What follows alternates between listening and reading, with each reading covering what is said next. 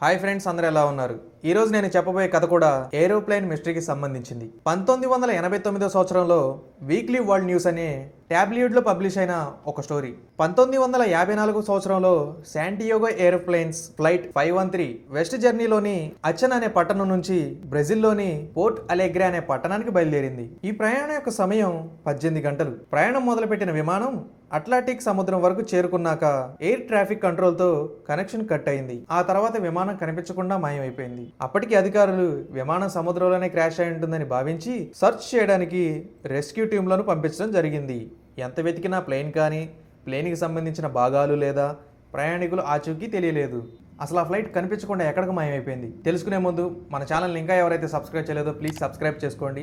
పక్కనే కనిపిస్తున్న బెల్ ఐకాన్ని క్లిక్ చేసుకోండి. మన వీడియోస్ అన్ని నోటిఫికేషన్లో వస్తూ ఉంటాయి. ఇంకా స్టోరీలోకి వెళ్తే 2 సంవత్సరాలు గడిచిన తర్వాత శాంటియాగో విమానం కంపెనీ మూతబడిపోతుంది. 1989 సంవత్సరంలో 35 సంవత్సరాలు గడిచిన తర్వాత బ్రెజిల్లోని పోర్ట్ అలెగ్రే ఎయిర్పోర్ట్లో ఒక విమానం అనధికారంగా ల్యాండ్ అవ్వడానికి ప్రయత్నిస్తుంది. ఎయిర్పోర్ట్ ఏటీసీ ఆ విమాన పైలట్తో కాంటాక్ట్ చేయడానికి ట్రై చేస్తారు, కానీ అక్కడి నుంచి ఎలాంటి రెస్పాన్స్ రాదు. చివరికి ప్లేన్ రన్వే మీదకి వచ్చి పర్ఫెక్ట్ ల్యాండింగ్ చేస్తుంది.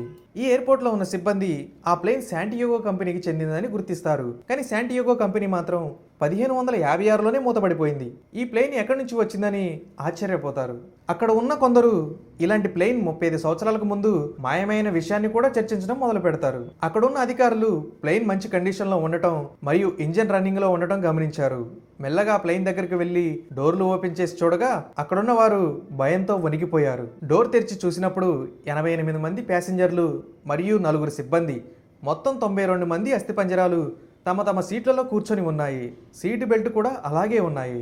కాక్పిట్లోకి వెళ్ళి చూడగా కెప్టెన్ మిగెల్ విక్టర్ కూడా అస్థిపంజరంలో మారి ఉన్నాడు, కానీ తన చేతులు మాత్రం విమానం యొక్క కంట్రోల్స్ పై ఉన్నాయి. ఆ ప్లేన్లో పైలట్తో సహా అందరూ చనిపోతే ప్లేన్ సేఫ్గా ఎలా ల్యాండ్ అయింది అని కూడా సందేహాలు రావడం మొదలయ్యాయి.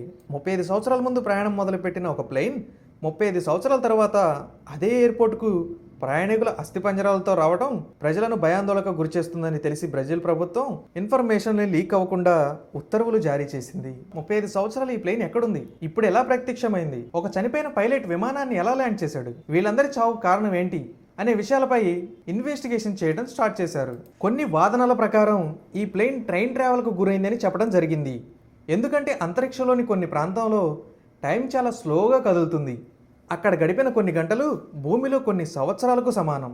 ఇలా టైం ట్రావెల్ చేసి 35 సంవత్సరాలు తిరిగి వచ్చిందని, అందులో ఉన్న ప్రయాణికులు రేడియేషన్ వల్ల మరణించారని వాదించడం జరిగింది. ఇంకొక థియరీ ప్రకారం ఆ విమానంపై ట్రైన్ ట్రావెల్కి సంబంధించిన ఒక ఎక్స్పెరిమెంట్ జరిగిందని కూడా వాదించడం జరిగింది. కానీ ఇవన్నీ జరిగాయన్న దానికి ఎలాంటి ఆధారాలు లేవు. కానీ ఈ కథనాన్ని ప్రచురించి వీక్లీ వరల్డ్ న్యూస్ వద్ద ఎలాంటి ఆధారాలు లేవు. పైగా వీక్లీ వరల్డ్ న్యూస్ విమానాలకు సంబంధించిన పలు కథనాలను ఇంతకు ముందు కూడా రాయడం జరిగింది. ఈ ట్యాబ్లెట్ న్యూస్ ఫేక్ స్టోరీలు రాస్తుందని కూడా ఆరోపణలు వచ్చాయి. కొంతమందికి ఇలాంటి స్టోరీస్ వినడానికి థ్రిల్లింగ్గా కనిపిస్తాయి, కానీ ఆధారాలు లేకుండా ఇలాంటి సంఘటనలు నిజమని కూడా చెప్పలేము. ఇదే గాల్లో మాయమైన విమానం 35 సంవత్సరాల తర్వాత తిరిగి వచ్చింది అనే స్టోరీ. నిజంగా ఇలాంటి స్టోరీస్ వినడానికి కొంచెం థ్రిల్లింగ్గా ఉన్నా కానీ ఎలాంటి ఆధారాలు లేకుండా ఇవి కూడా నిజమని మనం చెప్పలేము. ఇలాంటి స్టోరీస్ మనకి ఎవరైనా చెప్తే, లేకపోతే మనం ఎక్కడైనా చదివితే తప్ప మనకి ఇలాంటి స్టోరీస్ ఇవన్నీ నిజమా కాదా అనేది తెలియదు. కానీ నిజంగా 35 సంవత్సరాల తర్వాత ఆ ఫ్లైట్ ఎలా తిరిగి వచ్చిందనేది చాలా పెద్ద మిస్టరీ. అండ్ ఫ్లైట్లో ఒక్కళ్ళు కూడా బ్రతికలేరు, అండ్ పైలట్ కూడా బ్రతికలేడు.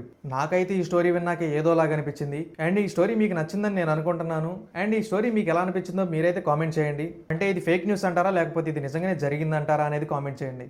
అండ్ ఈ వీడియోని లైక్ చేయండి, షేర్ చేయండి, అండ్ వెళ్ళేటప్పుడు సబ్స్క్రైబ్ చేసుకోవడం మాత్రం మర్చిపోకండి. నెక్స్ట్ వీడియోతో మళ్ళీ కలుద్దాం. అంతవరకు ఉంటా ఫ్రెండ్స్.